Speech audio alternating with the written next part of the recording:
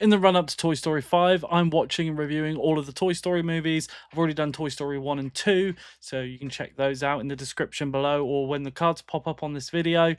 And this is my review for Toy Story 3.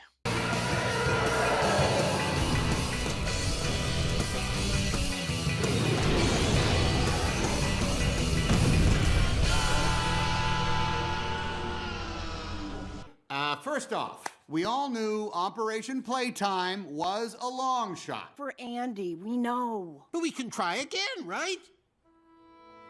I'm calling it our last shot. Oh. We're going into attic mode, folks. Keep your accessories with you at all times. Toy Story 3 came out in 2010 and it was directed by Lee Unkrich, this is the first Toy Story movie not directed by John Lasseter. This one stars, once again, Tom Hanks and Tim Allen, also Joan Cusack, Don Rickles, Wallace Shawn, John Ratzenberger, Estelle Harris, Blake Clark, Jeff Pigeon, Ned Beatty, Michael Keaton, Timothy Dalton, and Bonnie Hunt, as well as Whoopi Goldberg. Woody, Buzz, and the rest of Andy's toys haven't been played with for years. With Andy about to go to college, the gang find themselves accidentally left at a nefarious daycare center. The toys must band together to escape and return home to Andy. So this, for me, almost surpasses the original.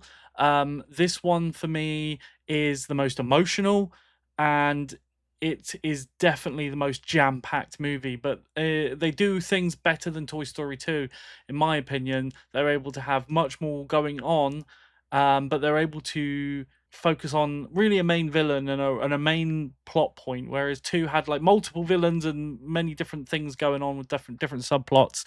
This one kind of keeps to one plot.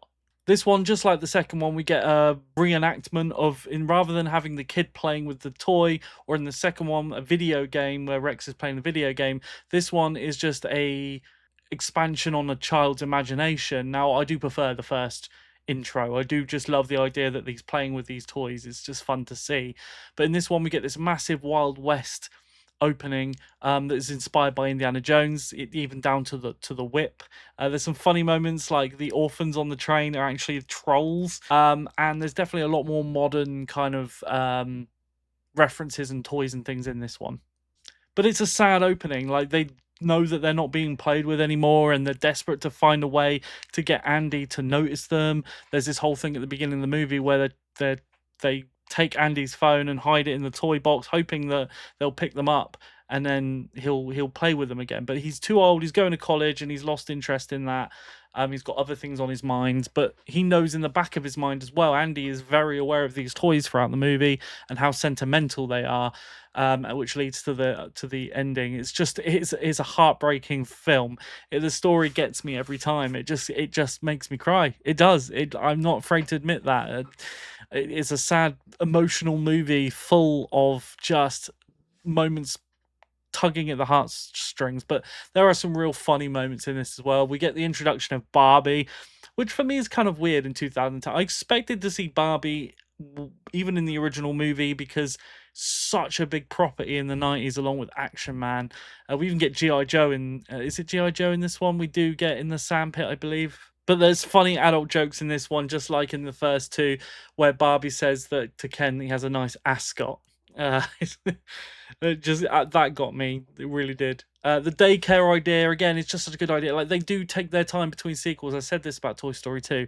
They really take their time and they wait for the right idea to execute a sequel, and they definitely did here. You know, the idea of a daycare in this universe is just genius.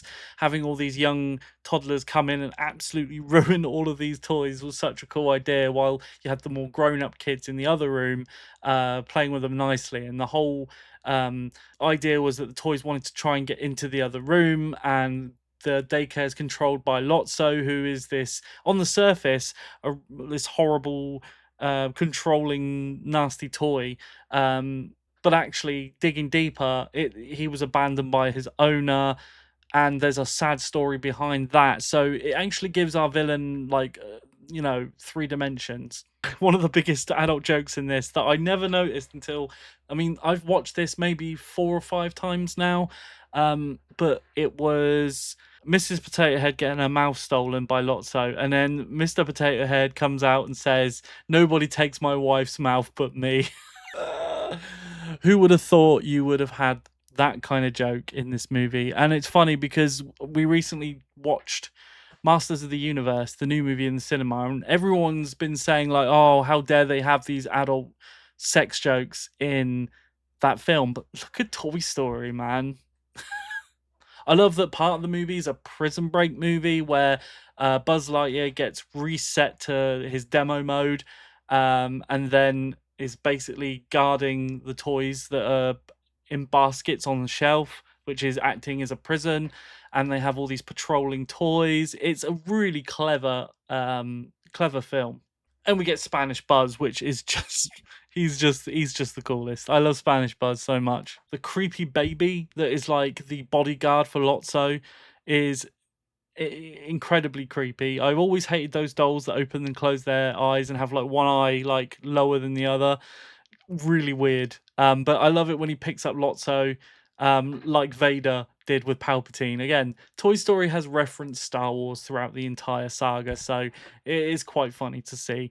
There's also a Terminator 2 inspired moment in the score when they end up in the trash and they're being lowered into the furnace. There's a Terminator 2 reference in the soundtrack, which I thought was quite cool. But the pacing is great, the juggling of the characters, while still introducing so many more characters in this, they just do a great job. You know, they have to try and execute this plan of, right, how are we going to get past the monkey that's watching the security cameras? How are we going to get past the patrols? How are we going to get through the playground and over this massive concrete wall? And it really thinks about it and really executes it. And again, I said this about Toy Story 2. I think it's lesser here. They're focused on scale, but it's definitely here with with the daycare essentially because of the wall and how tall the wall is to get over. It really is like a prison break movie in a daycare, which is just genius. Also, the graphical jump is more noticeable from 2 to 3 than it is in 1 to 2. There's a massive jump in water effects, grass effects, generally the particle system, and this movie kind of gives way to the thought of, I wish I could still play with my toys and have it be socially acceptable. Like, you watch this like, oh, I wish I could just dive back into the toy box and pull it all out, you know? It really plays on that mindset. The movie is essentially about growing up. Spoilers ahead for the ending. If you haven't seen it, switch off here, but it's an older movie, so I'm going to talk massive spoilers. But Andy shifts his toys and donates them over to Bonnie, who is incredibly cute in this. Like, she's so sweet. The way that she hides behind her mother's legs is exactly how my niece is. Whenever she's in the room, you come up to her and you try and talk to her. She hides behind her parents in this really shy way, and it's just they've got that on point. But as you're growing up with the movies get more grown up, and it's just a clever thing. I liked how they showed Andy's room more cluttered, like guitar ramps and posters and pictures of his friends. One of the bits that got me is where he lifts the picture of him graduating, and it's him as a kid playing with toys, and got me in the feels. Randy Newman performs a new song in this one, "We Belong Together." Again, instant feels. Actually, if you look at the opening to this movie, the Western opening, there is a lot going on in that. There's a lot of cuts, there's a lot of sequences, there's a lot of things trailing together. That must have taken a huge amount of rendering. I'm going to say that this movie is absolute cinema. It is just a shy touch below the original. The original still, for me, is like this perfect, simplistic story with a great opening. There is part nostalgia in that, but also, again, just a simple, complex idea of introducing these characters and not having to weigh it down with too much emotion, and it's just like this really joyous adventure. And partly because this movie emotionally wrecks me. It just does. What do you guys think of Toy Story 3? Let me know down in the comment section below. Do you love this movie? Do you actually prefer one of the other ones? Do you actually prefer Toy Story 2? There are people out there that love Toy Story 2. Let me know down in the comment section below. Are you excited for Toy Story 5? I am. I certainly am. I'm hearing great things about it. So hopefully this video doesn't age badly and it's actually not that good. But who knows? I mean, Toy Story has a great track record. Let's see what they do with that one. Can't wait to talk about it. Guys, I will see you with the next one. Take care of yourselves.